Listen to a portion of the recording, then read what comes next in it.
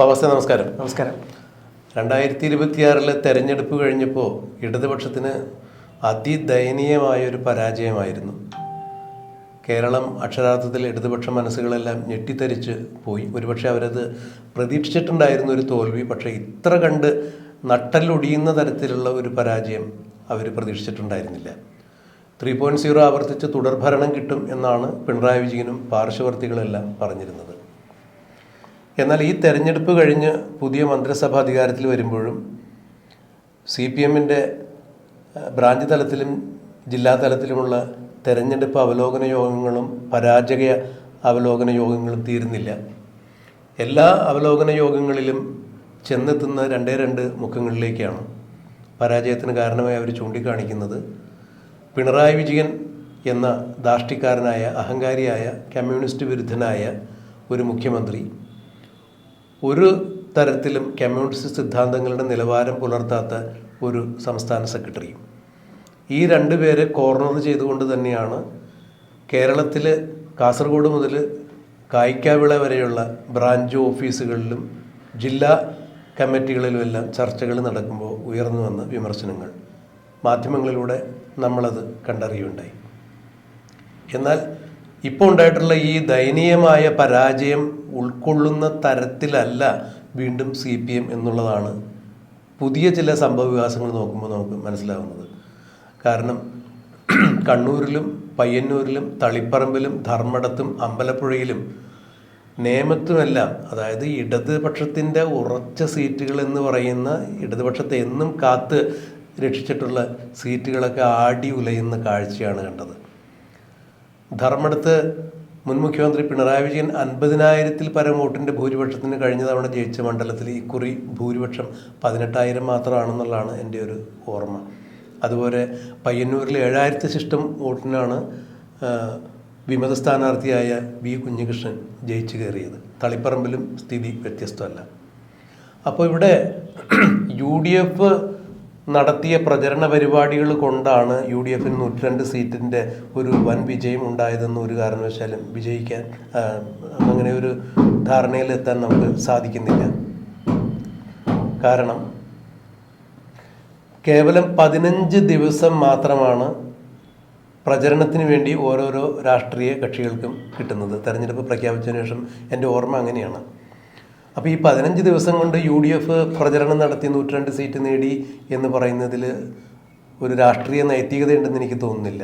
മറിച്ച് 10 വർഷക്കാലം കേരളം ഭരിച്ച പിണറായി വിജയൻ എന്ന മുഖ്യമന്ത്രിയുടെ കമ്മ്യൂണിസ്റ്റ് വിരുദ്ധതയും പൊതുജനങ്ങളോടുള്ള പെരുമാറ്റ രീതിയിലും ഭാഷാശൈലിയിലും ഉണ്ടായിട്ടുള്ള ചില നീതികേടുകളും MP ഗോവിന്ദൻ എന്ന CPM-ൻ്റെ സംസ്ഥാന സെക്രട്ടറിയുടെ അനുചിതമായ അനവസരത്തിലുള്ള ഇടപെടലുകളും നിലപാടുകളും തന്നെയാണ് ഈ കുറി CPM-ന് അല്ലെങ്കിൽ ഇടതുപക്ഷത്തെ തോൽപ്പിച്ചത്. അതിന് തോൽവിക്ക് കാരണക്കാരായത് അടിയുറച്ച യഥാർത്ഥ കമ്മ്യൂണിസ്റ്റുകാരെന്ന് പറയുന്ന, കമ്മ്യൂണിസം നിലനിൽക്കണം എന്ന് പറയുന്ന കമ്മ്യൂണിസ്റ്റുകാർ തന്നെയാണ്. അവർ തന്നെയാണ് പാർട്ടിയെ തോൽപ്പിച്ചത് എന്നുള്ള ചില നിരീക്ഷണങ്ങൾ പുറത്തു വന്നുകൊണ്ടിരിക്കുന്നു. ഈ സന്ദർഭത്തിലാണ് വീണ്ടും CPM രക്ഷകനായി, പ്രതിപക്ഷ നേതാവായി പിണറായി വിജയനെ തന്നെ തെരഞ്ഞെടുത്തിരിക്കുന്നു എന്ന് പറയുമ്പോൾ അത് എന്ത് തരത്തിലുള്ള ഒരു രാഷ്ട്രീയ അവബോധമാണ് ഇവർ പുലർത്തിയിരിക്കുന്നതെന്ന് മനസ്സിലാക്കാൻ കഴിയുന്നില്ല. എന്താണ് പിണറായി വിജയൻ എന്ന രാഷ്ട്രീയ നേതാവിൻ്റെ ഭാവി ഒരു രാഷ്ട്രീയ നിരീക്ഷകൻ എന്ന രീതിയിൽ ഫവാസ് നോക്കിക്കാണുന്നത്? ഒരു കാര്യത്തോട് ഞാനും പൂർണ്ണമായിട്ട് യോജിക്കുന്നു. കാരണം എനിക്കും തോന്നിയിട്ടില്ല ഇത് സതീശൻ്റെ മുഴുവനായിട്ടുള്ളൊരു വിജയത്തിൻ്റെ, അല്ലെങ്കിൽ UDF, നമുക്കറിയാം UDF 5 പദ്ധതികൾ, ഇന്ദിരാ ഗ്യാരണ്ടി മുമ്പോട്ട് വെക്കുന്നു, അവർ വന്ന പല കാര്യങ്ങൾ ചെയ്യുന്നു പറയുന്നു. എനിക്ക് ഒരിക്കലും തോന്നിയിട്ടില്ല ഇവർക്ക് ഈ ഒരു ഭാഗം കൊണ്ട് മാത്രമാണ് വോട്ട് കിട്ടിയിട്ടുള്ളത് എന്നുള്ളത്. കാരണം അങ്ങനെയാണെന്നുണ്ടെങ്കിൽ ഒരിക്കലും ഈ പറഞ്ഞ പോലെ 102 സീറ്റൊന്നും കിട്ടില്ല. ഇത് ഒരു കാര്യം ഉറപ്പാണ്, പിണറായി വിജയനെതിരെയുള്ള ഒരു വോട്ട് സമാഹരണത്തിൻ്റെ ഭാഗമായിട്ടാണ്. അതുകൊണ്ടാണ് സതീശൻ ഇത്ര ഉറപ്പിച്ച് പറയുന്നത് 102 സീറ്റ് കിട്ടുന്നുള്ളത്. കാരണം സതീശൻ്റെ കണക്കുകളിൽ ഈ സാധനം കൃത്യമായിട്ട് മനസ്സിലായിട്ടുണ്ടാവും. പിണറായി തരംഗം നന്നായിട്ട് നടക്കുന്നുണ്ട് പിണറായി വിജയനെതിരെ. അതുകൊണ്ട് അത് സ്വരൂപിക്കാൻ പറ്റിയൊരു സമയമാണെന്നുള്ളതും അത് കൃത്യമായിട്ട് കൺസോളിഡേറ്റ് ചെയ്യാൻ പറ്റും. ജാതി മത ഭേദമന്യേ ഈ സാധനങ്ങൾ കൺസോളിഡേറ്റ് ചെയ്യാൻ പറ്റും. സതീശന് കൃത്യമായിട്ടുള്ള സാധനം കിട്ടിയിട്ടുണ്ടാവും. അതിൻ്റെ അടിസ്ഥാനത്തിലാണ്, അല്ലെങ്കിൽ ഞാൻ വനവാസത്തിന് വരെ പോകാൻ തയ്യാറാണെന്ന് വെല്ലുവിളിച്ച് നടക്കും സതീശൻ. പിന്നെ നമ്മൾ നോക്കുകയാണെന്നുണ്ടെങ്കിൽ ഇപ്രാവശ്യം CPM-നെ തോൽപ്പിച്ചത് മറ്റാരുമല്ല, കോൺഗ്രസ്സുകാരല്ല, ലീഗല്ല, അല്ലെങ്കിൽ കേരള കോൺഗ്രസ് ജോസഫ് വിഭാഗമല്ല. ഇക്കുറി പാർട്ടിയെ തോൽപ്പിച്ചത് പാർട്ടിക്കാരനെയാണ്. അത് ആ പാർട്ടിയുടെ നിലനിൽപ്പിന് വേണ്ടിയിട്ടാണ്. അല്ലെങ്കിൽ ഈ പാർട്ടി ഈ കമ്മ്യൂണിസ്റ്റ് പാർട്ടി എന്ന് പറഞ്ഞ പാർട്ടി കേരളത്തിൽ മറ്റ് സംസ്ഥാനങ്ങൾ ഇല്ലാതായ പോലെ കേരളത്തിൽ നിന്നും ഇല്ലാണ്ടാവും. അപ്പം അതിന് വേണ്ടിയിട്ടാണ് പാർട്ടി ഇത്തരത്തിലുള്ള ഏകാധിപത്യ പ്രവണതയുള്ള നേതാക്കന്മാരെ തോൽപ്പിച്ചത്. പക്ഷെ എന്നിരുന്നാൽ പോലും വീണ്ടും പിണറായി വിജയൻ തന്നെയാണ് പ്രതിപക്ഷ നേതാവായിട്ട് വരുന്നത്. അതിപ്പോൾ ഈ തോൽപ്പിച്ചത് വീണ്ടും പാരയാവോ എന്നുള്ള സംഭവം വീണ്ടും മുമ്പോട്ട് വരുന്നുണ്ട്. അല്ല, ഇപ്പൊ തോറ്റത് ശരിക്കും പാർട്ടിക്കാർ തന്നെയാണ്. അതായത് ഇപ്പോൾ ഫവാസിന്റെ വാക്ക് കടം കൊണ്ട് പറയുകയാണെങ്കിൽ ഇവിടെ കമ്മ്യൂണിസം നിലനിൽക്കണം എന്ന് ആഗ്രഹിച്ച യഥാർത്ഥ കമ്മ്യൂണിസ്റ്റ് വിശ്വാസികൾ ഇക്കുറി ഈ പാർട്ടി തോൽക്കട്ടെ, ഇനിയും ഭരണത്തിലിരുന്നാൽ ഇവിടെ നാമാവശേഷമായി പോകും, ബംഗാളിലെയോ ത്രിപുരയിലെയോ അസമിലേക്കോ പോലെ ഇവിടെ ഇനി ഇത് കണ്ടുപിടിക്കാനില്ല എന്ന അവസ്ഥയിലേക്ക് കാര്യങ്ങൾ മാറും, കൈവിട്ടു പോകണു എന്ന് കണ്ടപ്പോൾ യഥാർത്ഥ കമ്മ്യൂണിസ്റ്റ് വിശ്വാസികളാണ് ഇങ്ങനെ ഒരു ഷോക്ക് ട്രീറ്റ്മെൻറ്റ് നൽകിയതെങ്കിൽ ശരിക്കും പറഞ്ഞാൽ ഇതിപ്പോൾ അവർക്കൊരു ഷോക്കായി മാറുന്ന അവസ്ഥയിലേക്ക് കാര്യങ്ങൾ മാറിയില്ലേ? കാരണം അവരെന്താണോ ഉദ്ദേശിച്ചത്, ആരാണോ മാറി നിൽക്കേണ്ടത് എന്ന് ധരിച്ചിരുന്ന ആ ആളെ തന്നെ വീണ്ടും പ്രമുഖ സ്ഥാനത്തേക്ക് കൊണ്ടുവന്ന് പാർട്ടിയുടെ ഉന്നത കേന്ദ്രങ്ങൾ അങ്ങനെ ഒരു തീരുമാനമെടുക്കുമ്പോൾ തോറ്റത് അവർ തന്നെയല്ലേ? ഇപ്പം നമുക്ക് നോക്കിക്കഴിഞ്ഞാൽ മനസ്സിലാൻ പറ്റും, ആദ്യം ഈ പറഞ്ഞ പോലെ പിണറായി വിജയനോ അല്ലെങ്കിൽ ഭരണപക്ഷത്തിനോ ഇത്ര വലിയൊരു പേടി ഉണ്ടായിരുന്നില്ല. കാരണം അവർക്ക് കിട്ടിയ ഇൻ്റലിജൻസ് റിപ്പോർട്ടൊക്കെ പ്രകാരം എങ്ങനെയായാലും കേവല ഭൂരിപക്ഷം തൊടും എന്നുള്ളൊരു സംഭവമായിരുന്നു. മാക്സിമം പോവുകയാണെന്നുണ്ടെങ്കിൽ ഒരു 80 അല്ലെങ്കിൽ ഒരു ആ സീറ്റ് വരെ മാക്സിമം കോൺഗ്രസിന് കിട്ടുള്ളൂ എന്നുള്ളതായിരുന്നു. അപ്പോൾ അങ്ങനെ വരികയാണെങ്കിൽ എന്തായാലും ആടി ഉലഞ്ഞൊരു സഭ വരും, അല്ലെങ്കിൽ ചെറിയ ഭൂരിപക്ഷത്തിൽ ചിലപ്പോൾ തോൽക്കുമായിരിക്കും. ഇത്തരത്തിലായിരുന്നു ഇൻ്റലിജൻസ് റിപ്പോർട്ട് അടക്കം പിണറായി വിജയന് കൊടുത്തിട്ടുണ്ടായിരുന്നു. പക്ഷേ ആ ഒരു പിൻബലത്തിലായിരിക്കും വീണ്ടും പിണറായി വിജയൻ്റെ മൂന്നാം സർക്കാർ വരും എന്നുള്ളത് ആൾ വിചാരിച്ചത്. പക്ഷേ ആൾ മറന്നുപോയൊരു സംഭവം എന്താ വെച്ച് കഴിഞ്ഞാൽ ആൾക്കെതിരെയാണ് പടയൊരുക്കം എന്നുള്ളത്. സ്വന്തം എന്താ പറയുക അനുയായികൾ തനിക്കെതിരെ പടയൊരുങ്ങുന്നത് പിണറായി വിജയൻ കണ്ടില്ല എന്നുള്ളതാണ്.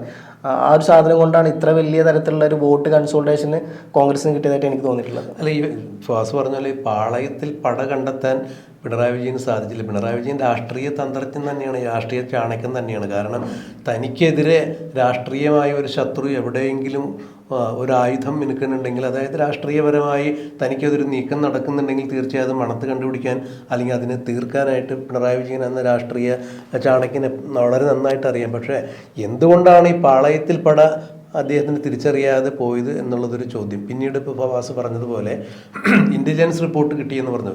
ഇൻ്റലിജൻസ് റിപ്പോർട്ട് കൊടുക്കുന്ന ഈ ഇൻ്റലിജൻസ് ബ്യൂറോ എന്ന് പറഞ്ഞാൽ പിണറായി വിജയൻ എന്ന നേതാവിനെ സുഖിപ്പിച്ച് അദ്ദേഹത്തിൻ്റെ കൂടെ നിന്ന് ആനുകൂല്യങ്ങൾ കൈപ്പറ്റണം എന്നുള്ള ഉദ്ദേശത്തോടു കൂടി നിൽക്കുന്ന ഒരു പറ്റം ആളുകളുണ്ട്.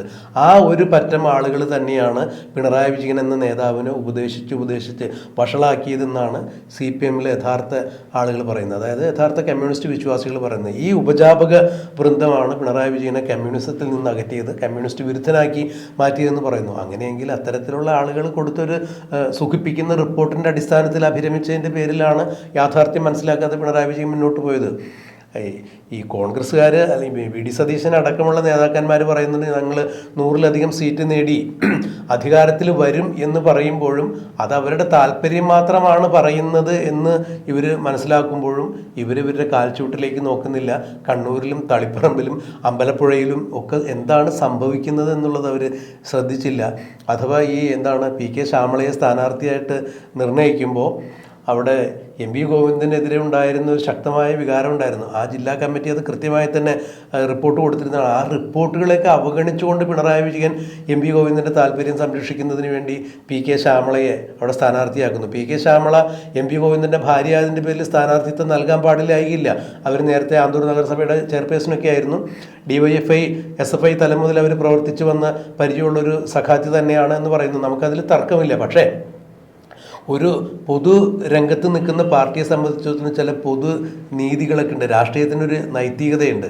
അപ്പോൾ അതുകൊണ്ട് തന്നെ അത്തരം കാര്യങ്ങൾ പാലിക്കുന്നതിൽ പിണറായി വിജയൻ ഉൾപ്പെടെ എന്ന് പറയുന്നതിൽ കഥയില്ല. പിണറായി വിജയൻ തന്നെയാണ് അവിടെ തീരുമാനിക്കുന്നത്. അച്ചുതൊണ്ട് പിണറായി വിജയൻ തന്നെയാണ്. CPM എന്ന് പറഞ്ഞാൽ പിണറായി എന്ന് പറഞ്ഞാൽ CPM എന്ന നിലയിലേക്ക് പിണറായി വിജയൻ CPMനെ കൊണ്ടുചെന്ന് എത്തിച്ചു. അപ്പോൾ പിണറായി വിജയൻ പറയുന്നതിൽ അപ്പുറത്തേക്ക് ഒരു കാര്യമില്ല. ഈ തളിപ്പറമ്പിൽ എന്താ നടന്നതെന്നുള്ളത് മനസ്സിലാക്കാൻ പിണറായി വിജയൻ തയ്യാറായില്ല. പിണറായി വിജയൻ്റെ കൂടെ നിൽക്കുന്ന ആളുകൾ പറയുന്ന കാര്യം തന്നെയാണ് പിണറായി വിജയൻ എപ്പോഴും മനസ്സിലാക്കിയത്. അത് തന്നെയാണ് ഈ 140 മണ്ഡലങ്ങളിലും സംഭവിച്ചത്. പിണറായി വിജയൻ ജയിച്ചു എന്ന് പറഞ്ഞാൽ അതൊരു തരത്തിലുള്ള തോൽവി തന്നെയല്ലേ. 50,000 വോട്ടിൻ്റെ ഭൂരിപക്ഷം ഉണ്ടായിരുന്നത് ഈ കുറി 60,000 ആകും, 3.0 ആവർത്തിക്കും എന്നൊക്കെ പറഞ്ഞ് മുഖ്യമന്ത്രിയുടെ മണ്ഡലത്തിൽ 6 റൗണ്ട് വോട്ട് എണ്ണുന്നത് വരെ മുഖ്യമന്ത്രി പുറകിലോട്ട് തന്നെ പോയി. അതും അപ്രസക്തനായ താരതമ്യേന UDFൽ അത്ര പേരുള്ളൊരു സ്ഥാനാർത്ഥിയൊന്നും ആയിരുന്നില്ല പിണറായിയെ നേരിട്ടത്.